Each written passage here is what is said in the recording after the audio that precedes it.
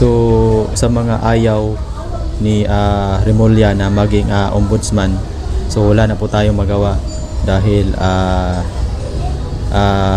pinipili na po siya ni Bongbong Marcos. So hihintayin na lang natin kung itong si Remulla wala ba siyang pinipili.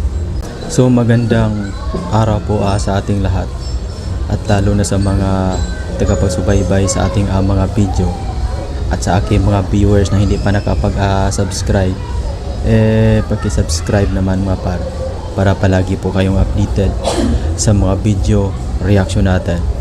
So kanina mga par, sa latest vlog natin ay sinasabi natin sa vlog natin kanina na dahil kasama si Boyeng Remulla sa mga listahan ng pagpilian bilang bagong ombudsman.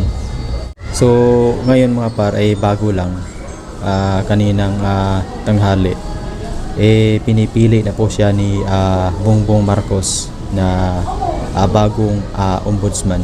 So sa mga ayaw ni Remulla na maging ombudsman, so wala na po tayong magawa dahil pinipili na po siya ni Bongbong Marcos. So hihintayin na lang natin kung itong si Remulla wala ba siyang pinipili.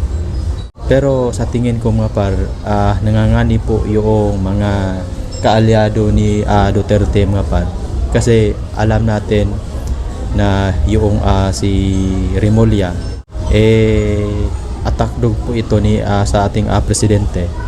Kahit anong iutos ng presidente ay susundin po niya mga par, tulad ng paghuhuli nila kay Duterte. So hanggang dito na lang, at maraming salamat at magandang araw po sa ating lahat.